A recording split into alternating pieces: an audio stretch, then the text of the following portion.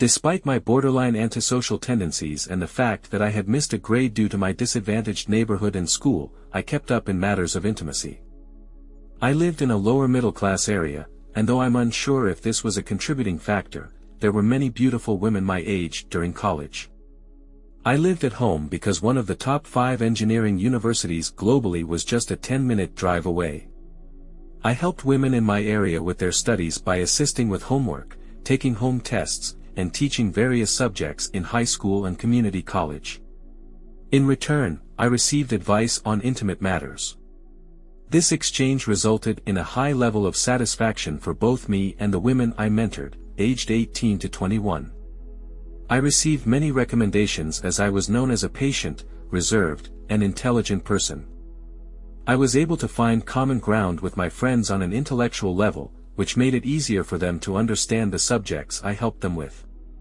In intimate moments, I always treated them with kindness and respect and never disclosed the details of our meetings. I suspect they may have shared them with each other. During this time, I had intimate relationships with 11 women, many of whom I met several times. However, I never had a romantic relationship with any of them. The dynamics between us were purely transactional. Only one woman, who went by the street name Jezebel, stood out. Despite not showing her the proper gentleness, it was not due to a lack of desire to be kind. Jezebel was my age, tall, strong, and not overweight. Most of her excess weight was in her upper torso and muscular thighs. Though her face was unremarkable, those who knew her, including me, believed she possessed a body akin to Aphrodite. Anyone who didn't prefer petite women would consider Jezebel's figure perfect. She was very seductive, enjoyed her intimate life, and easily attracted partners. In addition to her athletic physique, she participated in numerous softball and basketball leagues. Though she was not the most educated, she was far from stupid and had greater ambitions than many in our society. Her main goal was to create her own studio or website for adults. I provided her with tutoring services mainly in math and business skills to help her achieve this goal. Jezebel confessed to me, and I believed her, that I was the only person she allowed to have an unprotected intimate relationship with her because she was sure that I did not have sexually transmitted diseases. Regardless of my efforts, she seemed to enjoy the experience, whether she was pretending or not. She always let out a primal scream and assured me afterward that it was amazing. Jezebel was the only woman I knew who didn't ask me for some academic favor before sleeping with me. I clearly remember those 6 times when we were close, and they left a lasting impression on my social clumsiness. One evening, she unexpectedly called me and offered to have a good time in bed. In response, I immediately went to her apartment, and she, of course, was not indifferent. Though I never fell in love with Jezebel, she was very dear to me, and I was ready to do anything for her, even without expecting anything in return. In my senior year of college, I created a high-tech and encrypted proximity center that could be easily programmed, similar to the Easy Pass system used on toll roads in the United States. My invention was specifically designed for secure systems, and various versions of my sensors have been used by corporations with their own systems, numerous government agencies at both the state and federal levels, and the military. To participate in patenting my own inventions, I had to get a security clearance. My inventions generated significant profits through patent royalties, which allowed me to create 2 companies to market products and develop new ones. Lacking managerial skills and focusing solely on invention and design, I instructed my lawyers to create various shell and holding corporations to control the activities of my companies. I have retained ownership of the shares of the main holding company.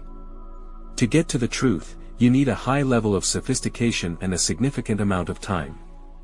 I have never used my tangled network of companies to evade taxes.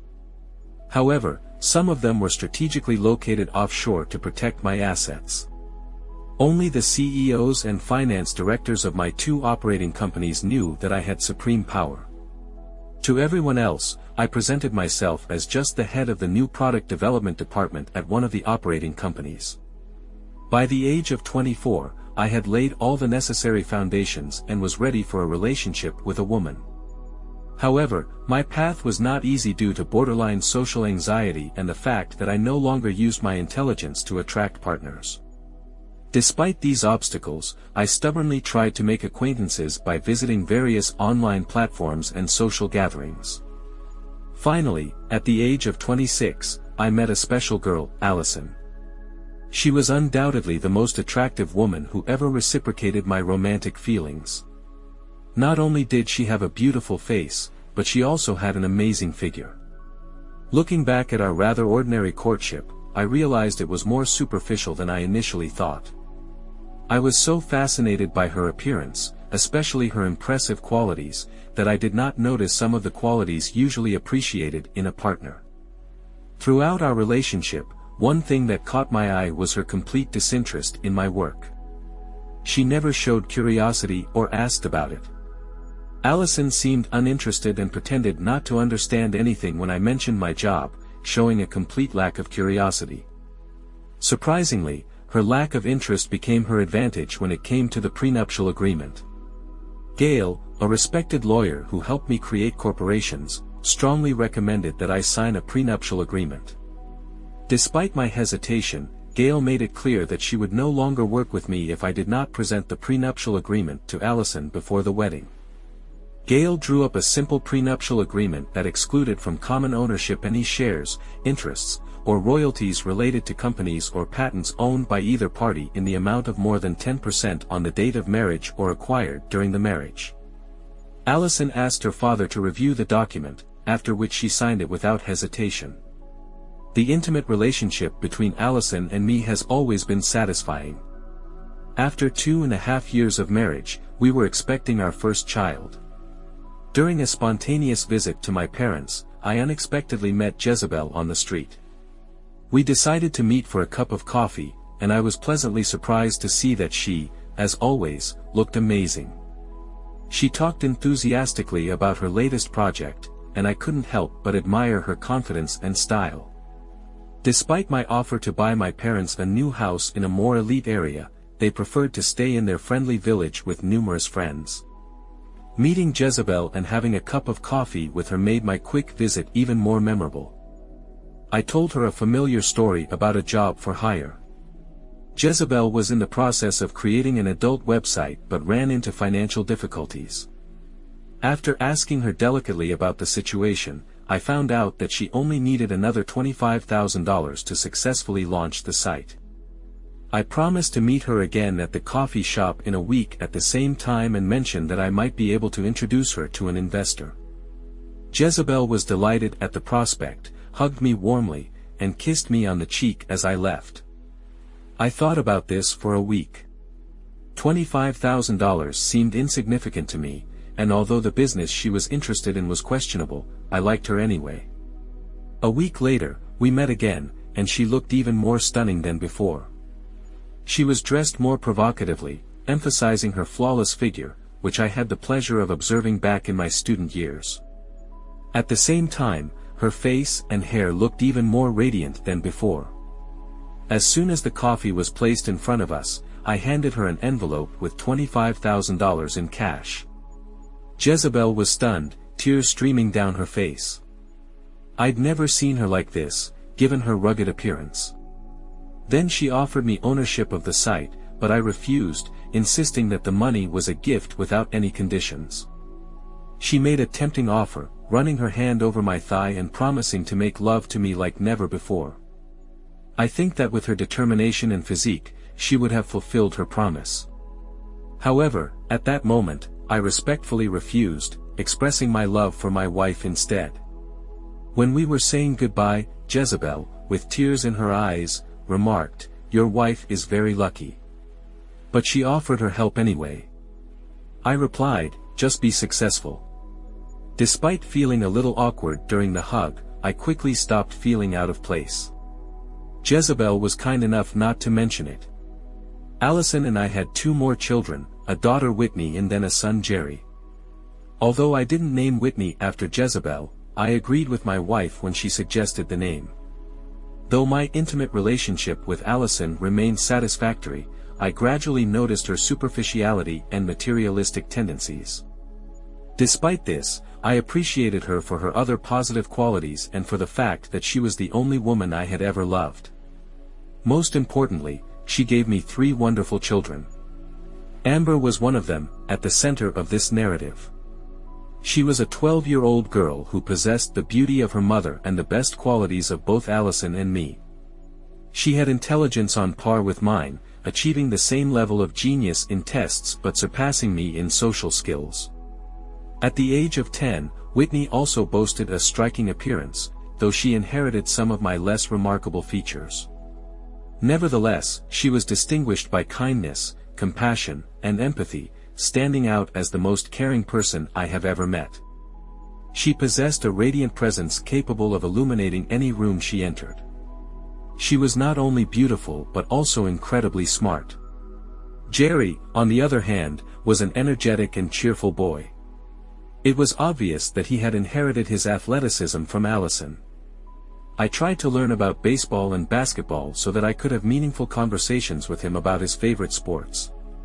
Despite his athleticism, Jerry was always kind-hearted, never spoke ill of others, and was always in a good mood.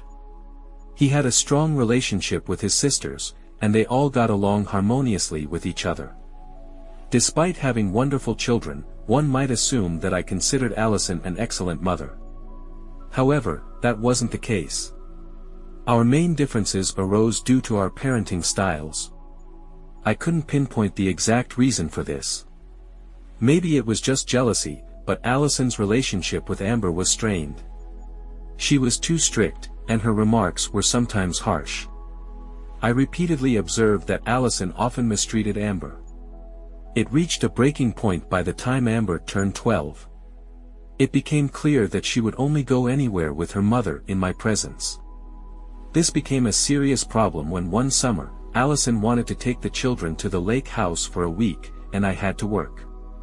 It took all my persuasion skills to convince Amber to go on this trip, and I had to have a serious conversation with Allison to ensure she would be kind to Amber during the holidays. Though Allison had the best relationship with Whitney and Jerry, she still had her moments with them. Despite being a stay-at-home mother, I spent as much time with the children as she did.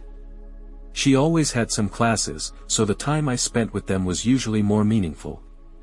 Having been married for about 15 years, with 3 wonderful children and a wife I cared about very much, I was driving home from the airport after a one-night business trip. It was about 1 o'clock in the afternoon. Despite having informed Allison of my entire route, I called the family last night, but Allison didn't seem interested in our conversation, and I wasn't sure if she would be home when I arrived. I was looking forward to the opportunity to be intimate before the children returned from school at 3:30 p.m. When I stopped at the sign to turn onto my street, I noticed a familiar car passing by, a red Corvette driven by Roger Mayberry. He was one of the best salespeople in my company, specializing in the sale of military products. Despite not being an engineer, he was well versed in our technologies and had a natural charm that allowed him to excel in his duties. Like all our employees, he had a high-level clearance, even higher than most due to the sensitivity of the military application of our products. I wondered why Roger was here at this hour. Naively, I thought he might have some legitimate reason to be in this part of the city. A few minutes later, I arrived at my front door and entered the house. The next thing I remember was waking up in a hospital bed. As soon as I opened my eyes, a nurse ran into the room, followed shortly by a doctor.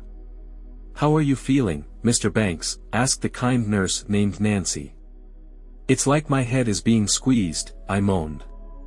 "We're very glad that you woke up so quickly," she exclaimed, checking my indicators on a nearby monitor.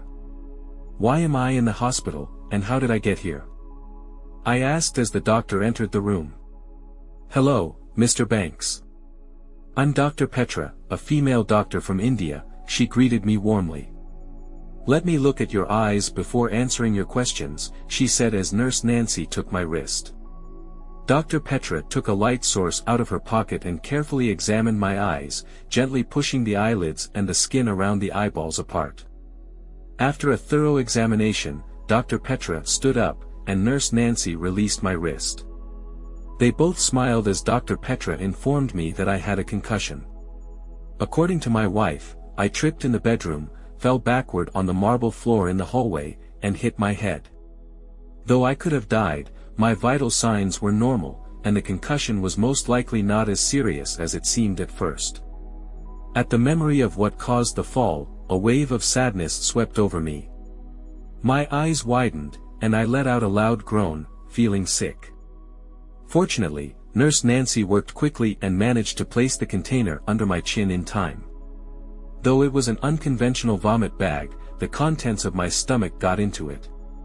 During vomiting, mostly bile, since I hadn't had lunch that day, I leaned back in my chair, and Nancy applied a cold compress to my head.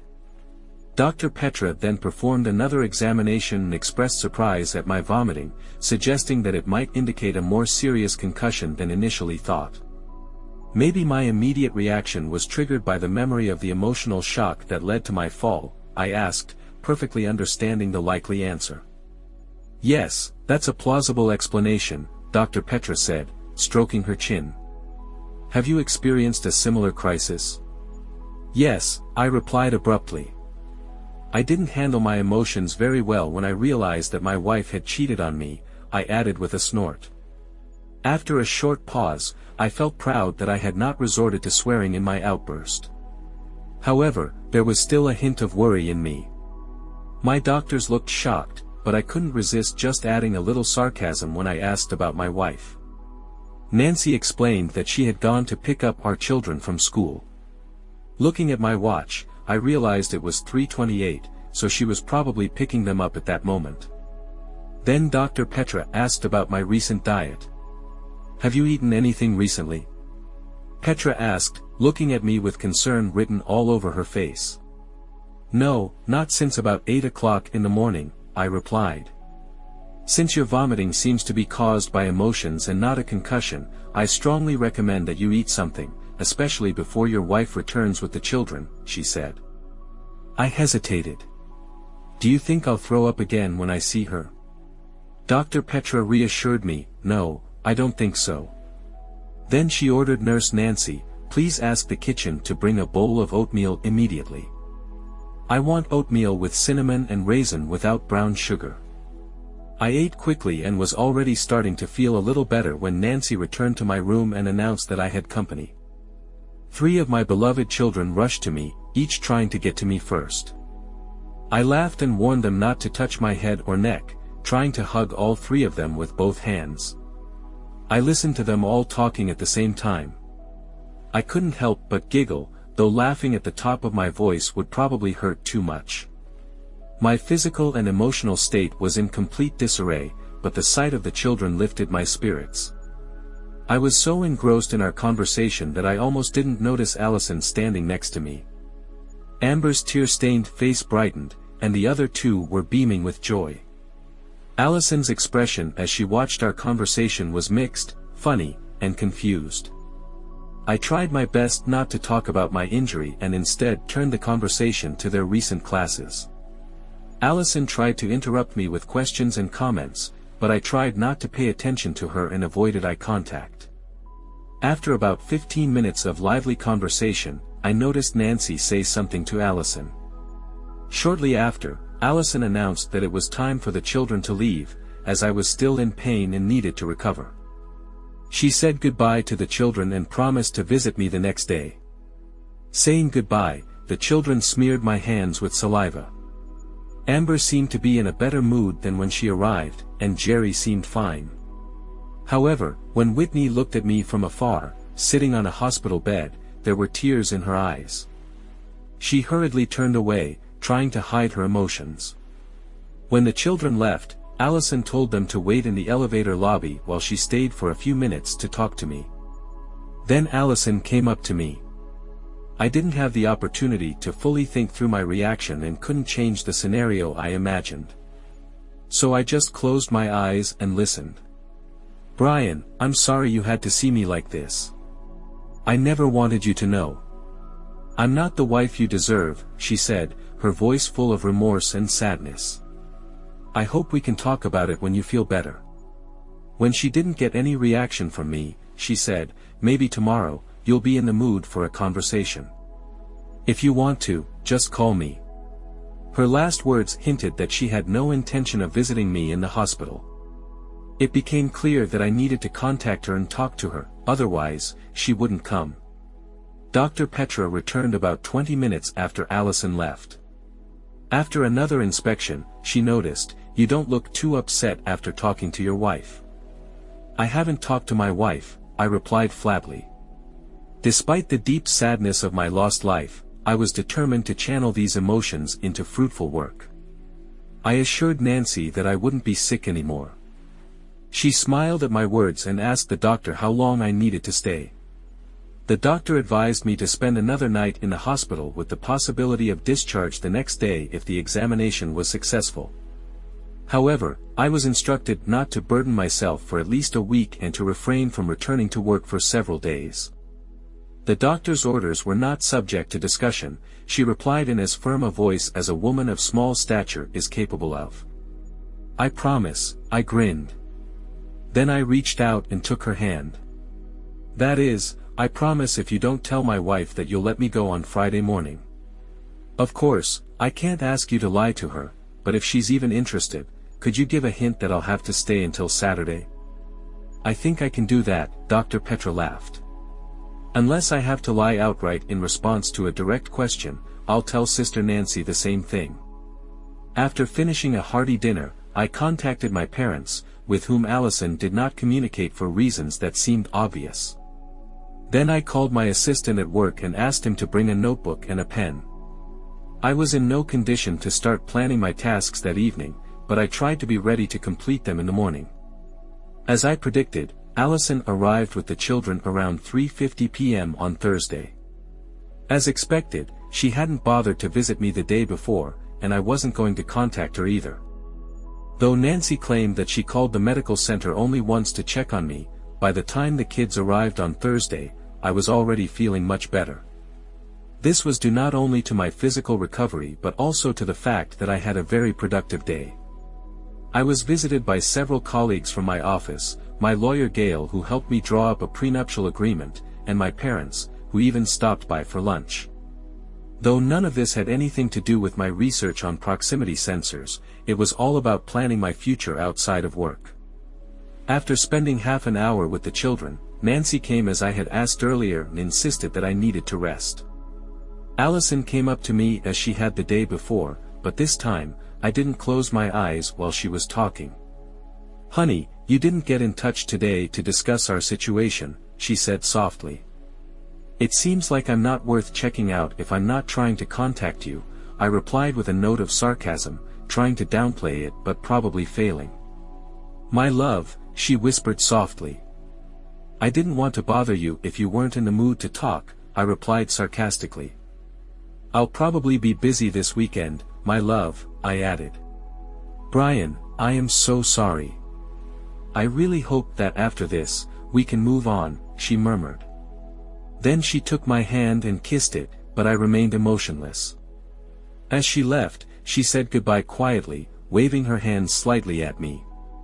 I was not indifferent to the fact that she never once mentioned her love for me or the termination of her affair with Roger Mayberry. I could only catch a hint of sincere regret that she had been caught. The remaining 10% of my plan, which still needed to be completed, was now easy to solve. Shortly before visiting hours ended, Allison's parents came to see me. I was stunned until they delicately explained the reason for their visit. It seems that Allison didn't want to threaten me with losing custody of the children in the event of our divorce. So her parents did it instead. "Alishan has admitted her mistake," her mother said, taking my hand. "Really?" I asked sarcastically. After a long pause, her mother replied, "You know that very well. That's what caused your accident. I just hope you find the strength to forgive her, Brian. You are such a good father and a loving person, and I know it will destroy you if you are not around your children every day." "You're right about that, of course, Ruth," I said grimly. The gloominess was just a pretense. The most important thing in my plan was to get sole custody of the children. After a brief exchange of pleasantries, Allison's parents gave me a message that I knew their daughter wanted to send.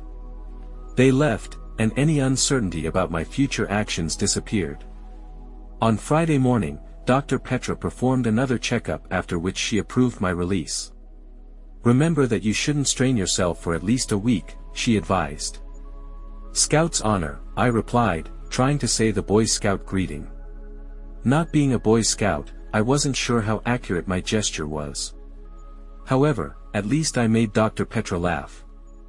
After thanking Nancy, I tried to give her $500 in cash. However, she had to refuse. Instead, I gently hugged her and left with my assistant Jack before 10 o'clock in the morning. Getting back at Roger Mayberry was a piece of cake. I could have just asked for him to be fired, but that wasn't enough for me. My goal was to completely ruin his career. Simply finding him another job in a similar field with almost the same salary would be an unsatisfactory punishment. I wanted to ensure that he lost his security clearance and would not be able to find a job with the same salary and status as he had now. On the advice of Gail and her proposed divorce expert, as well as having access to Roger's bank details and his direct deposits, I decided to meet with Jezebel. Why with her, you might ask? My assistant drove me to Jezebel's office, but I asked him to wait in the car. Though Jack was aware of all my plans, I felt obligated to talk to Jezebel alone. Despite the fact that I called in advance, Jezebel seemed surprised and glad to see me.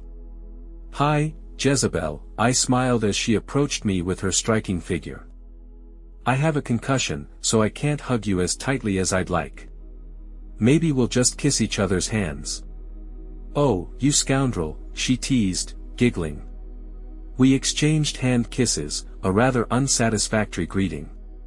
Jezebel looked amazing, dressed fashionably and professionally, radiating an eternal sensuality that seemed untouched by years.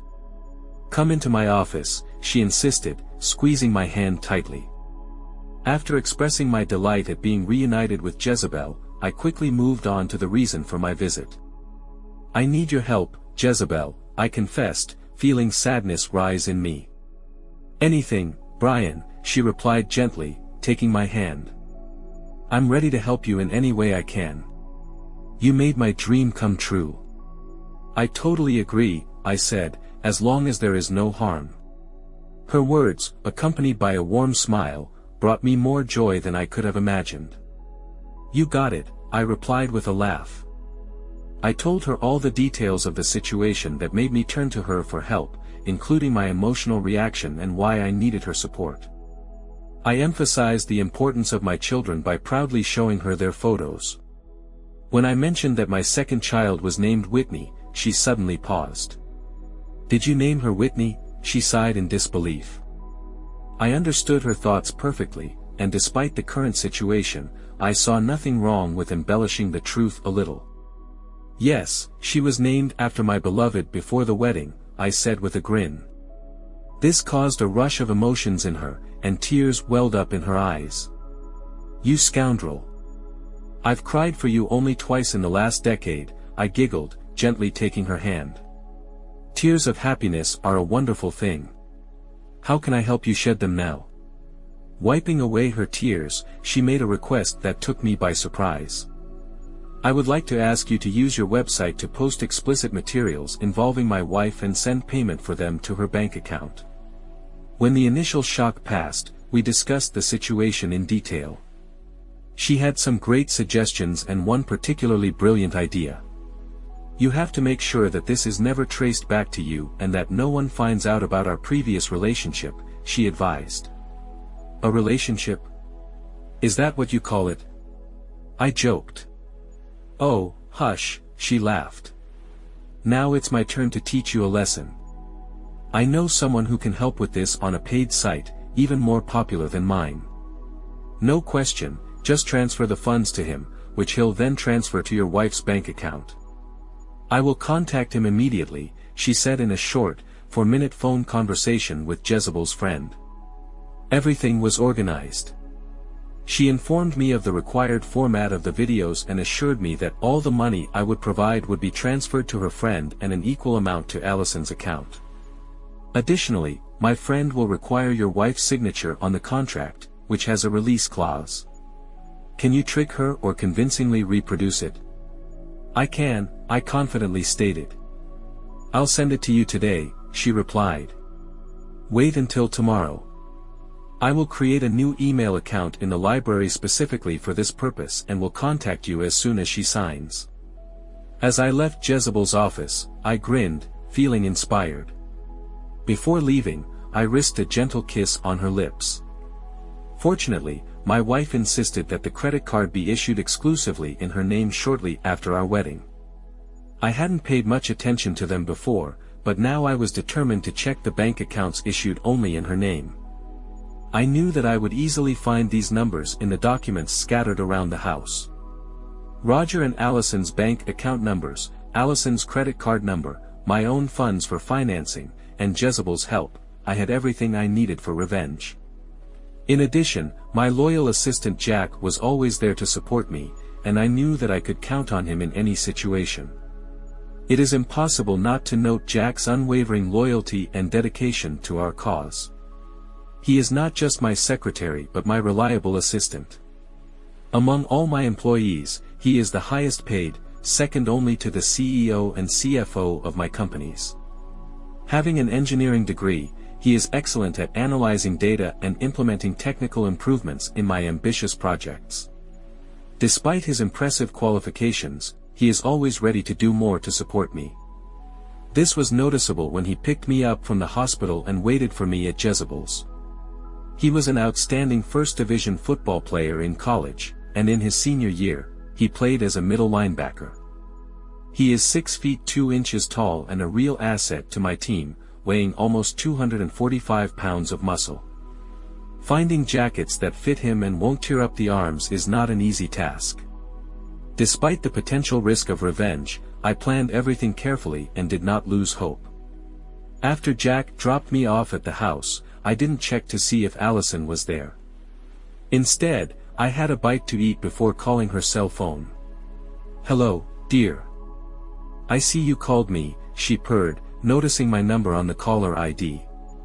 "No need," I replied coldly, depriving my tone of any warmth. "I'm leaving early and I'll take the kids for milkshakes.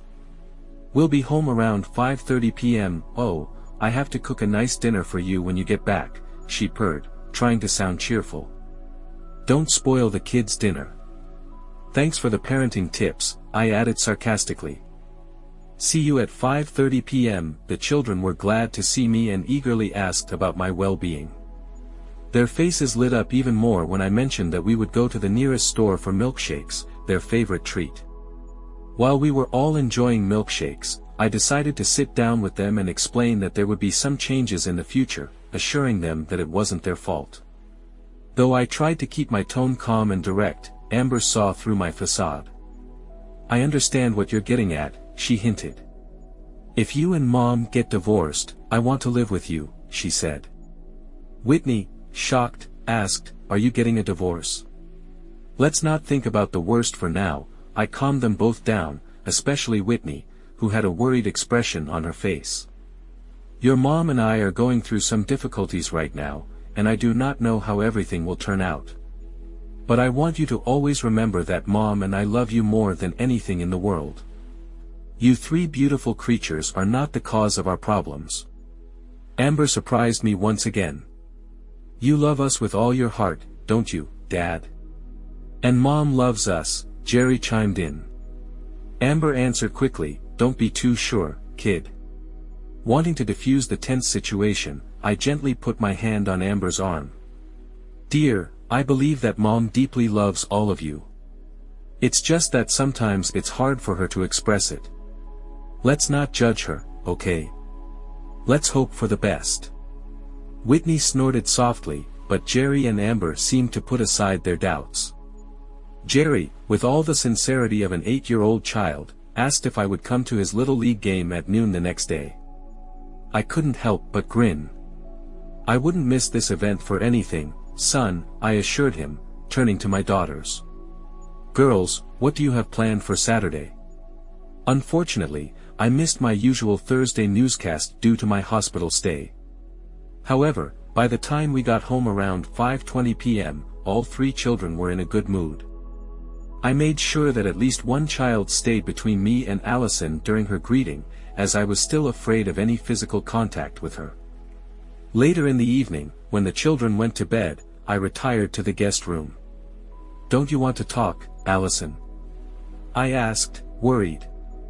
"I have a splitting headache from the concussion, and I just need to take pain pills and get some sleep," I explained. I quickly drank 2 Tylenol tablets, passing them off as painkillers prescribed by a doctor, and closed the door to rest.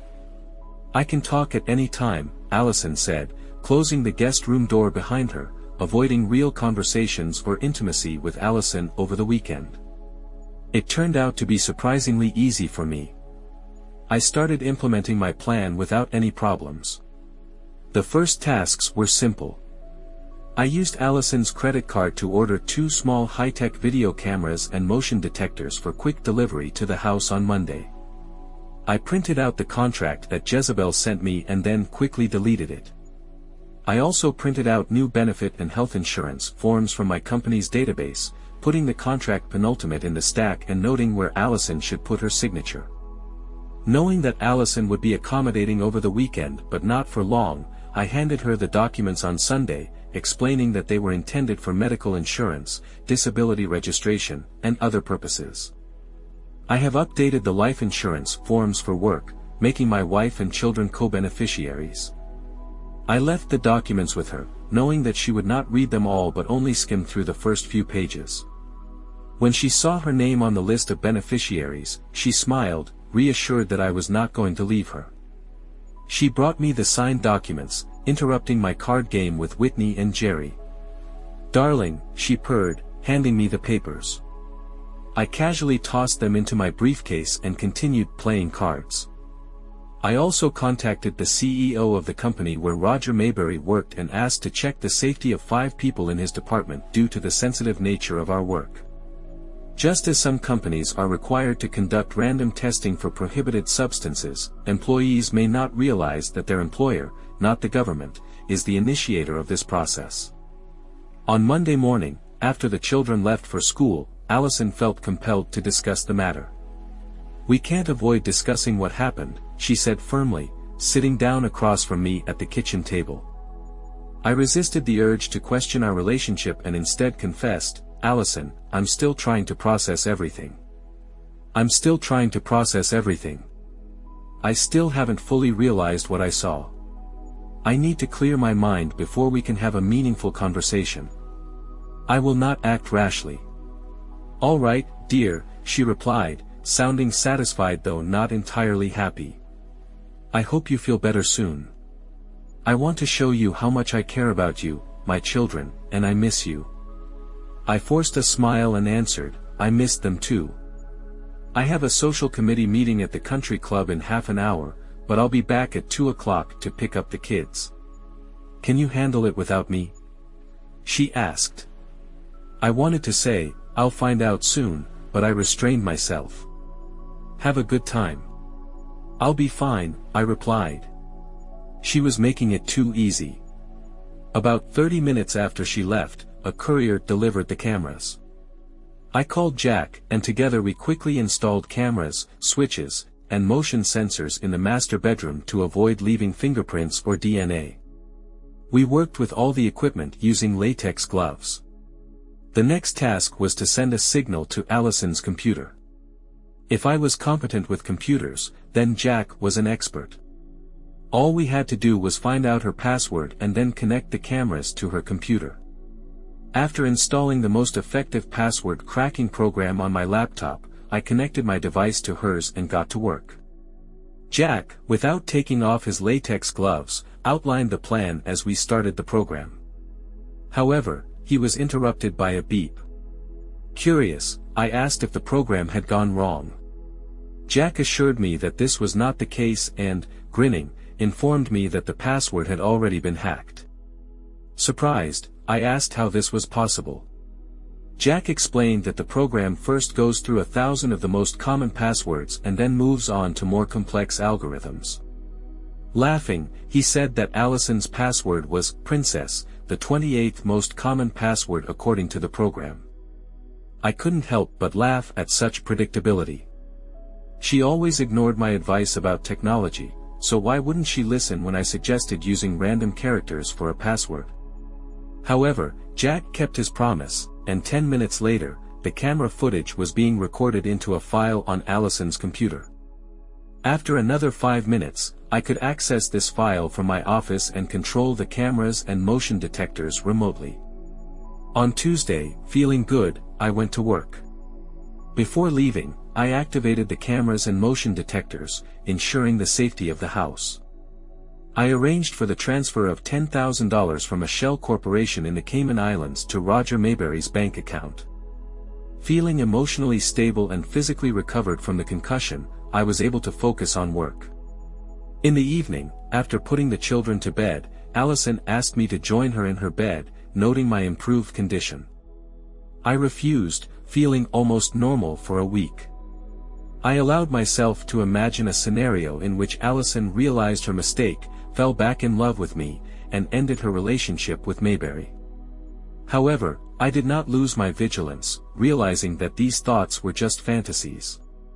This was confirmed when I watched the video taken on Thursday and saw my wife in a state of bliss, making intimate contact with Mayberry. I could only stand it for a few minutes. Despite the satisfaction of knowing that this video could help me get sole custody of my children, I was overwhelmed by a wave of sadness. On Friday morning, I uploaded Allison's scandalous video to a paid website, offering Jezebel $5,000 to post it by Friday evening. The money had been transferred to Allison's account, and the video became available for viewing to paying customers. Unfortunately, Mayberry's face had to be pixelated due to the lack of a release. However, I found solace in the fact that the video was posted in a section of the site called "Wives Cheat on Their Husbands in the Marital Bed." It seemed appropriate. Over the next 2 weeks, 2 more videos were uploaded, resulting in 2 more amounts of $5,000 being transferred to Allison's account. Another $10,000 was transferred to Mayberry's account from the Cayman Islands company. I realized it was time to figure out the situation before Allison and Mayberry saw the bank statements at the end of the month and became confused. Convincingly pretending that I couldn't help but cry, Allison asked me to do something inappropriate. I told her in a trembling voice that I wasn't ready for it yet.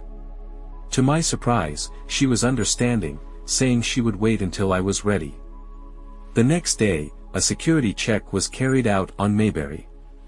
After the 3rd video reached paying customers, the details of how this happened were clarified. I don't know exactly how, but the Colonel somehow obtained an unedited version of the video in which Mayberry enters into an intimate relationship with Allison, as well as an extract from Mayberry's bank account. Mayberry was the 3rd person to be questioned that day, and it was obvious that he did not realize the importance of his interview.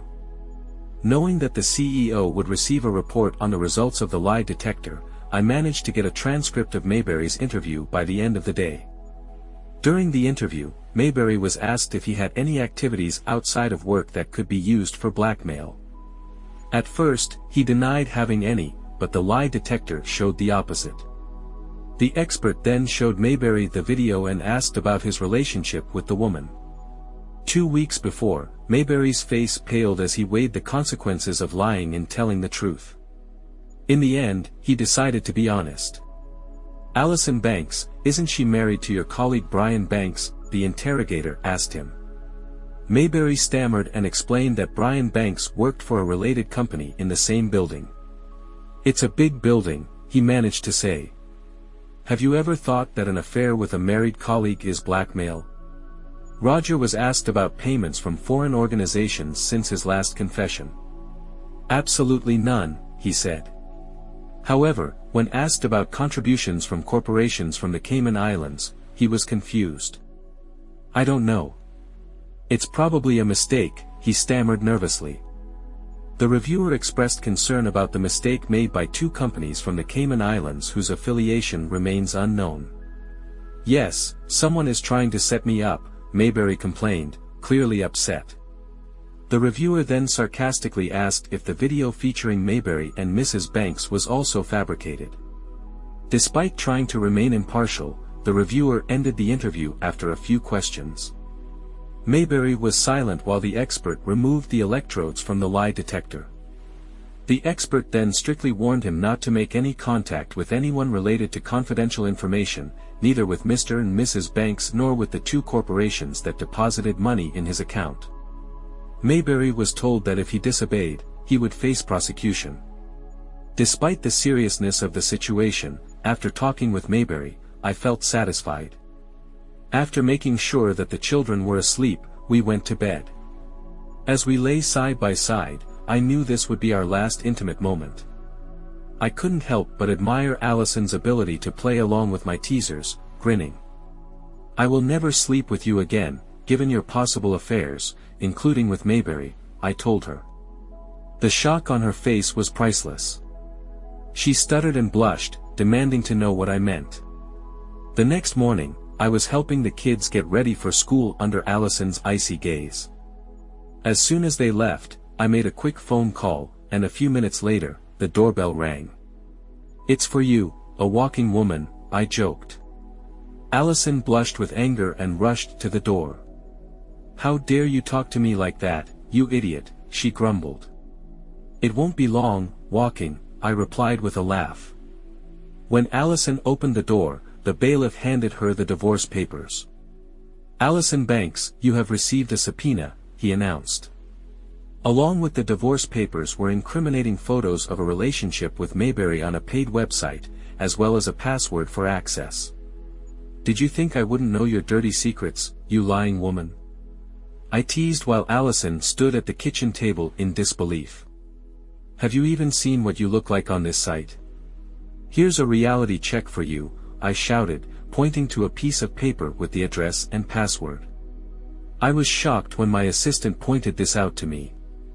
"It's bad enough that you disrespected me by sleeping with that jerk in our bed, but then you had to go out in public and take advantage of it," I said, and tears welled up in her eyes. "I'm taking the kids for the weekend," I announced, getting up. "Don't forget to hire the best lawyer you can find. Your income from professional porn will surely come in handy because you will need it." On the same day, Mayberry was fired and escorted out of the building. His security clearance was revoked just before I was about to leave to pick up the kids for the weekend. My secretary called through the intercom, "Brian, it's been reported that Roger Mayberry is drunk and in the parking lot, shouting your name. Should I call the police?" I couldn't help but laugh. "No, Sherry. Call Jack. Come here immediately." The situation seemed too good to be true. When Jack arrived, we went to the window in our building from which we could clearly see where Mayberry was making a scene. It just so happened that this was one of the best places for surveillance cameras in the building. He was staggering back and forth, obviously drunk. Without wasting a second, Jack slipped out the side door and hid next to the building, out of sight. I confidently walked out the front door, attracting Mayberry's attention. He immediately started hurling insults, accusing me of firing him and ruining his security clearance. When he lunged at me, I quickly headed to where Jack was waiting. I let Mayberry get close enough to swing at me, knowing that our plan was about to come to fruition. Even though I received only a light blow on my shoulder, I collapsed to the ground as if the most crushing blow in history had fallen on me. As Mayberry loomed over me, ready to strike again, Jack suddenly appeared in front of the camera, swiftly grabbed Mayberry, and delivered a powerful forearm blow to his jaw, similar to grabbing a football field. Mayberry flew backward and lost consciousness. Jack came to my rescue and helped me to my feet while I feigned dizziness by leaning against a nearby car. Without hesitation, Jack dialed the emergency number. All this happened under the watchful gaze of surveillance cameras. The police arrived 3 minutes later, quickly handcuffed Mayberry to a stretcher, and sent him by ambulance to the hospital. I filed documents for assault charges after that. I took the children and went to a picturesque mountain resort for the weekend. At the end of the trip, I broke the news to the children that Allison and I were getting divorced. Amber looked pleased, but the other 2 children were surprisingly calm, reassured by my promise to continue loving them as much as possible. When we returned on Sunday evening, Allison's reaction was not as negative as I expected. Anticipating a possible explosion, I took precautions.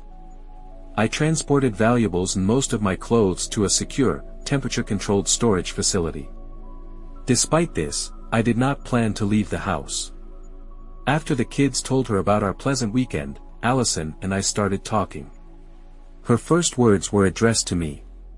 She noted my participation in the organization of the video, though she did not understand how I managed to do it. Despite being surprised by the conciliatory tone, I did not apologize or admit my guilt.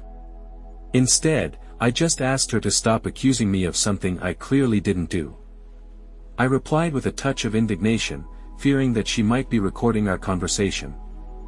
"I've been busy this weekend, Brian.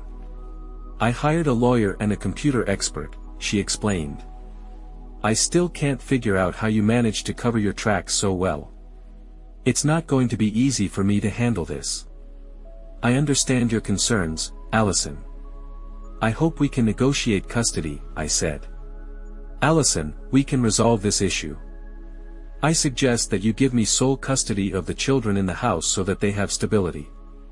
In return, I will grant you extensive visitation rights. I'll even buy you a new house so that you and Mayberry can enjoy it. Did you hear that he lost not only his job but his entire career? I don't want to live in the same house with Roger," she began, but I quickly interrupted her. "I don't want to hear this, Allison." I pulled myself together and said, "You're free to be with whoever you want. I'm just offering an option." After a moment of silence and a few tears, she said, "I understand that you may think I'm a bad mother, but I'm not. I love our children more than anything in the world, and I can't accept the thought that I won't be able to be with them. None of us benefits from fighting in court. I know that you will try to ruin my reputation, and I will not survive this. None of us wants the kids to know all the details or see the video. I agree that it is better to keep the children in the dark. What do you think we should do?" I asked, genuinely interested. "My lawyer recommends that we both agree to the services of an intermediary, preferably a former family court judge. I'm willing to consider sole or joint custody, and you can do the same. We will allow the mediator to assess the situation, take into account the preferences of the children, and obey his decision. If we keep the case confidential, we can come to a decision faster," she replied. I was pleasantly surprised by her discretion. She seems to have recognized my strong personality, perhaps through a conversation with Roger Mayberry. "Let's set up a meeting with our lawyers next week to discuss and clarify the details," I suggested. "I have one condition. I will not agree to joint custody. It's too difficult for children. I am asking for sole custody, but I will agree to it only if the mediator makes the appropriate decision," I said, letting Allison occupy the master bedroom while I slept in the guest room. I did not reveal the reason so as not to cause even more stress. However, now that everything is open, I refuse to sleep in the same room where Mayberry dealt with her. During our joint meeting with the lawyers on Tuesday, we both instructed them to simply comply with our legal requirements without any negotiations. We agreed to divide the entire property of the spouse 50/50ths, with some exceptions based on the prenuptial agreement. This agreement excluded 90% of our fortune and also stipulated an intermediary, a former family court judge with a solid reputation. The contract also detailed the schedule of hearings with the mediator, the deadline for his decision, the amount of alimony that I would pay in case of sole or joint custody of Allison, and the duration of alimony payments to Allison in case of divorce. She was offended by the restrictions on communicating with Mayberry in the presence of children. However, since she said she no longer wanted to see him, she reluctantly agreed to comply with them. In addition, she agreed not to talk to the children, trying to influence their testimony to the mediator. The agreement also stipulated how much Allison could spend from my funds on new housing, whether it was a house, a condominium, or an apartment, in case I received sole custody, and she had to leave our current home. We spent the whole day discussing the specific arrangements that would be required in the case of joint custody or if one of us gets sole custody of the children. It was a long process, but we managed to come to an agreement.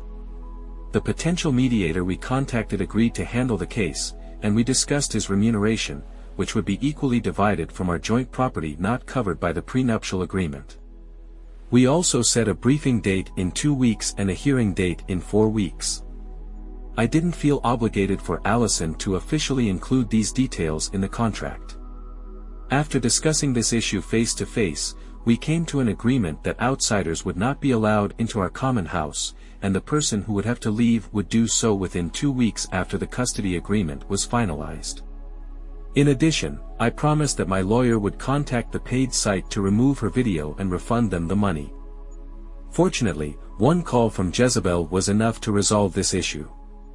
I've never tried to change the kids' minds, and as far as I know, she hasn't tried either. We never exchanged unkind or sarcastic remarks, even in private. The only questionable behavior she demonstrated was walking around the house without outerwear when the children were asleep or not at home. I understood her motives, but out of frustration, I once asked her about it. On the day of the hearing, I was worried, even though I was sure that I had an advantage. I was hoping for sole custody, so the possibility of joint custody was the worst outcome I could imagine. As the hearing approached, my anxiety grew. The process seemed to be going well until the judge made a few remarks that made me wary. It seemed he was leaning towards joint custody. Shortly before the children were supposed to be interviewed, he surprised us by offering to watch the interview on closed-circuit television. The mediator's request took me by surprise, and I couldn't agree to it. I'm sorry that I didn't realize this just a few minutes ago, but it will destroy the necessary frankness and trust in children if one of you cannot agree to me meeting with each child alone. I will have to refund your money and give you a recommendation from another intermediary.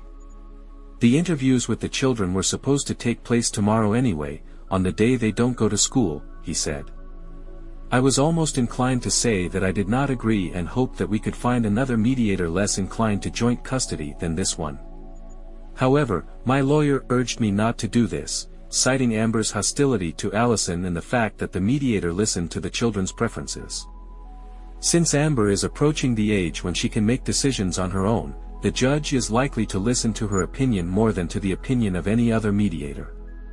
Before leaving home, Allison and I met with our lawyers and agreed to the mediator's terms. We also agreed that we would not ask the children about what they said later that evening at dinner. Allison made a few remarks that I thought the children took as an expression of her desire for joint custody.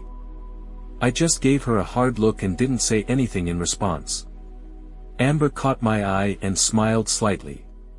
The next day, the mediator met with each of the children separately. The conversation with Jerry took about 20 minutes, with Whitney about half an hour, and Amber more than an hour. When Amber came out, after making sure Allison and her lawyer weren't looking, she gave me a thumbs up.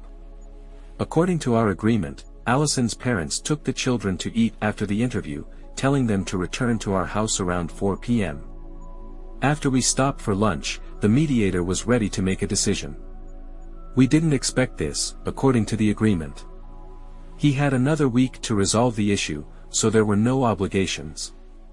He didn't even want to listen to the half-hour closing arguments that the lawyers had prepared. After carefully reviewing all the evidence and prioritizing the welfare of the children, I have decided to grant sole custody of all 3 children to their father, Brian Banks. In addition, I believe that the existing agreement agreed upon by both sides is fair and in the best interests of the children. Therefore, the case will be resolved on the terms set out in the contract.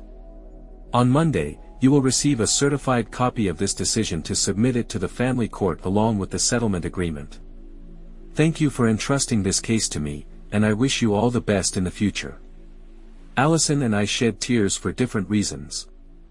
The atmosphere on the way home was heavy and sad. I didn't feel angry, and she looked depressed. The familiar feeling of sadness came over me again when our family breakup became final, though it was necessary and ended peacefully for me. That evening, when we broke the news to the children, Allison was distant, so I had to lead most of the conversation. I hugged Allison warmly, and Amber hugged her. I spoke positively about Allison and explained the order of the visit. A week after the hearing, I bought a new house for Allison, and she moved into it within the agreed-upon period of 2 weeks, with the help of our children, her parents, her brother, and a transportation company to move large items such as the double bed from the master bedroom. A few months later, when the divorce was finalized, I threw a party at my house to express my gratitude to all the people who supported me, especially close friends and parents. I kept the purpose of the party a secret from the kids, just calling it a communal celebration. However, my 13-year-old daughter, Amber, was able to figure it out for herself. Shortly before the guests arrived, Amber entered the room and closed the door. Then she made me sit down and sat on my lap, asking a difficult question. When I asked her why she was doing this, she smiled broadly and told me that she had talked to an intermediary. She said she saw her mom and another man being overly affectionate in her house, and it had a negative impact on her. I was surprised and asked if she had actually witnessed it. Amber replied that it didn't matter because her mom was being unfaithful, and she wouldn't want to live with her if she got custody. Realizing that it was in Jerry and Whitney's best interests to stay with us, she shared the news with a big smile. Then she kissed me on the cheek and quickly left. I decided not to bring up this issue but focused on celebrating the victory and chasing Jezebel. Jezebel looked amazing at the party and quickly found common ground with Jerry and Whitney. She spent a lot of time playing baseball with Jerry and became close to both of them. She succeeded in this field much more than I have. When Jezebel was talking to Whitney alone, I do not know what they were discussing. However, it seems that they enjoyed each other's company, laughed, and chatted for quite a long time. Amber was a little shy around Jezebel than the other kids, but she seemed to make a good impression on her. While they were discussing fashion, Jezebel tried to introduce me to our family in the middle of the party. She pulled me aside into a booth, hugged me, and whispered, "Let your parents look after the children today, and you can come home with me. I promise you'll be safe when I bring you back tomorrow at 10 o'clock in the morning. However, I can't guarantee that you'll be fully conscious." Without waiting for an answer, she gave me a seductive kiss and stormed out of the room. That night, Jezebel nearly drove me crazy with desire. When I left, I confessed to Jezebel, "I don't know what you see in me, but I enjoy being with you. Can there be a real connection between us? I see you as a kind, generous, and intelligent person. How about taking me to the resort with you for 3 days, starting on the 14th, so that we can determine if we both want a serious relationship? To be honest, I'm tired of casual relationships. I need a man who belongs only to me." After kissing me, she closed the door behind me, urging me to return to my beautiful children. 2 years after this momentous event, my life has undergone many changes. All 3 children are doing well at school, live in society, and play sports. They are well adapted and happy. Allison is responsible for her visitation rights and maintains a positive relationship with her children. Amber has also improved her relationship with Allison and even spent last summer at her parents' lake house with the kids without any problems. Besides, my business is booming, and I am experiencing financial success like never before. Information about my involvement in transactions with companies surfaced by accident as the report that we provided to the government was mistakenly sent to employees who should not have seen it. Despite this, the attitude of others towards me has not changed. Roger Mayberry left town shortly after the victory celebration, and according to the only employee who still keeps in touch with him, he got a job as a simple salesman for an electronics company on the West Coast that does not work with secret technologies. The children fully accepted Jezebel as a friend, not as a mother, and enjoyed her company immensely. 2 years later, Jezebel decided that we should be exclusive. She recently sold her adult website and moved in with me and the kids. Though marriage is out of the question, she devotes herself only to me and takes on maternal responsibilities towards the children while simultaneously running a small business selling specialized clothing over the internet.